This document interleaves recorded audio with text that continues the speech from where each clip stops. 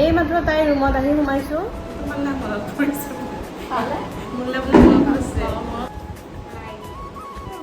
Good morning and welcome back to my blog. নমস্কাৰ, মই বন্দনা।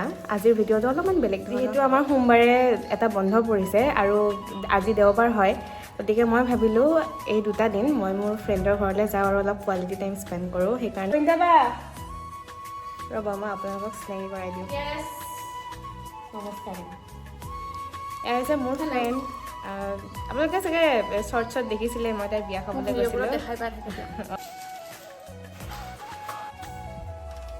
সেই পাই মেলি ফ্ৰেছ হ'লোঁ। মই চাহ কাপো খাই অহা নাই এতিয়া, বেছি নহয়, মই বিস্কুট খাম, বিস্কুট আৰু চাহ।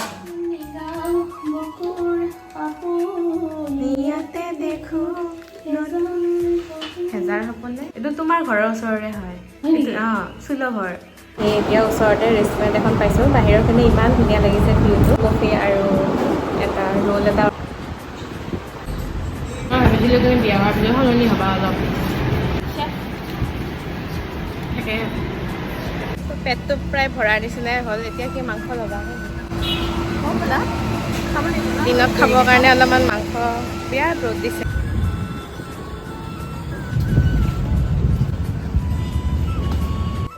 মাংস লৈ আহিছিলোঁ, এতিয়া তাই বনাব, মই কাটি দিম। কেনেকৈ বা বনাই আৰু মই বনায়ে থকা যায়। এদিন বেলেগৰ হাতৰ খায়ো ভাল লাগে। সদায় একে নিচিনাকৈ থাকি থাকি এদিন মানে মনেবিলাক মানুহবিলাক লগ পালে বহুত ভাল লাগে দেই।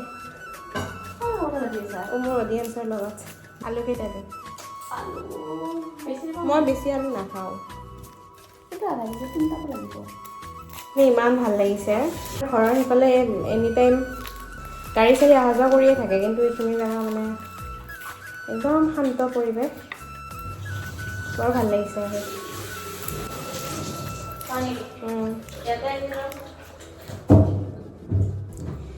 একেবাৰে নেকি?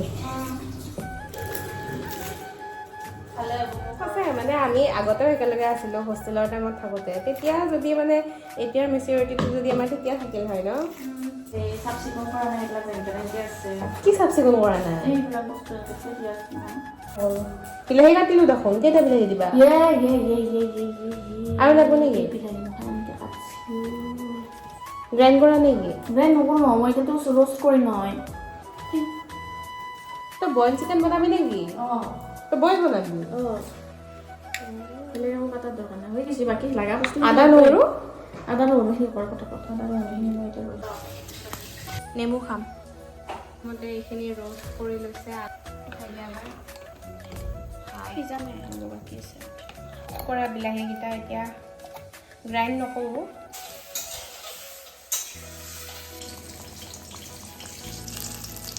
জহা চাউলৰ ভাত, কেপচিকাম ফ্ৰাই, বইল চিকেন, তাত নেমু টেঙা আৰু তিয়ঁহ। বৰষুণে আহে নেকি? ৰুমতে আছিলোঁ, কিন্তু আমনি লাগিছে। ৰাতি হোৱালৈকে বহুত সময় আছে, সেইকাৰণে ভাবিলোঁ এবাৰ বিশালৰ পৰা আহোঁ। আৰু তাই কৈছে যে স্কুটিখন বোলে মই চলাব লাগে। তাই ট্ৰেভেলিং কৰিব ভয় কৰিছে। এতিয়া 19 টকাতে ইমান ধুনীয়া মেট পাইছোঁ। তাইক কৈছোঁ চাই দিবৰ কাৰণে। 19 টকা পাই পেলাই চব বিচাৰিছোঁ। অঁ, একদম ভাল লাগিছে। কৰি মেলি ধুনীয়াকৈ আহি পালোঁ। আমাক চাহ খাবৰ কাৰণে মাতিছে এই মালিক বাইদেউৰ ঘৰত। ইমান ভাল। মৰ্ণিং পিছদিনাখনৰ পৰা এতিয়া ৰাতিপুৱা 7টা 7:30মান বাজিলে। আমি ধুনীয়াকৈ উঠি ফ্ৰেছ হৈ মেলি ধুনীয়াকৈ ওলাইছোঁ, দেখাই পাইছে। আচলতে আমি ইয়াৰে ওচৰতে যিখিনি মানে অলপ গাঁৱলীয়া ভিতৰুৱা ৰাস্তা আছে, সেনেকৈ অলপমান ফুৰি আহোঁ বুলি ভাবিছোঁ। মনটো পাৰ্চনেলি বহুত বেছি ভাল লাগিছে। তাই মানে নতুন এখন ঘৰত এটা মন্দিৰ স্থাপন কৰোঁ বুলি ভাবি থৈছিলে আৰু মানে অলপ ধুনীয়াকৈ। ইমান দিন ধুনীয়াকৈ তাই চাকি বন্তি দিয়ে আছিলে, কিন্তু কালি মানে মই অহাৰ দিনটোতে তাই কিছুমান বস্তু অনলাইন অৰ্ডাৰ কৰিছিল, সেইখিনিও আহি পালে। আৰু ধুনীয়াকৈ মানে আমি ৰাতি সেই বস্তুখিনি প্লেচ কৰিলোঁ। তাকে সেই মোমেণ্টটো পালোঁ আৰু ৰ'ব আপোনালোকক দেখুৱাইছোঁ।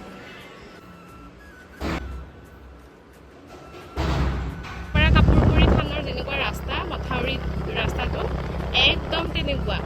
লৈ যাম মানে আমি দুজনী আহি পালোঁ। তাই যিখন স্কুলত কৰে সেই স্কুলখনলৈকে। এইখন বৰদল মধ্য ইংৰাজী বিদ্যালয় বুলি কয়। সেউজীয়া সেউজীয়া আছে আৰু ঈশ্বৰী দেৱালয় মা লক্ষ্মী মন্দিৰ হয় বোলে।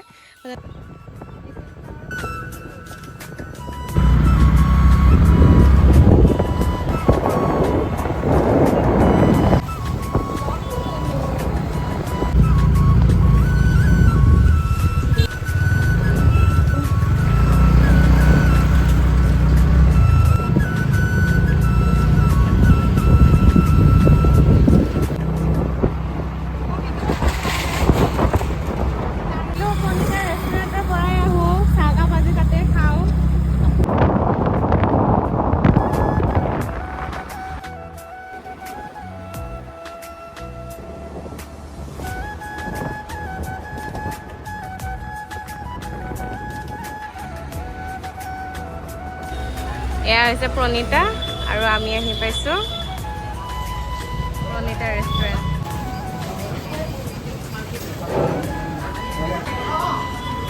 ইয়াতে পৰঠা চাহ আৰু মিঠাই এইটো খাই লৈ কিনে যাম। আৰু মই ঘৰৰ কাৰণেও দাদাই গোল্লাটো খাই বিৰাট ভাল পায়।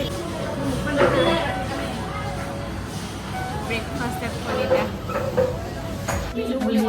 তই বুলিলি বুলি কিয় কৈছা? বুলিলি তো পাতি ললে সা জালকে বুলিলে জকাই এতিয়া মজা। তো এই ব্লগটো ইয়াতে শেষ কৰোঁ আৰু মই ঘৰলৈ যাব ওলাইছোঁ এতিয়া। হ'লে ভিডিঅ'টো যদি আপোনালোকে চাইছে তেতিয়াহ'লে থেংক ইউ ছ' মাছ। আৰু এনেকৈ আপোনালোকৰ মৰমবোৰ দি যাব। আৰু যদি প্ৰথমবাৰৰ কাৰণে ভিডিঅ'টো চাইছে তেতিয়াহ'লে মই কৈ দিছোঁ নমস্কাৰ, মোৰ নাম Bandana and welcome to my channel daffodil story and see you in the next blog. By.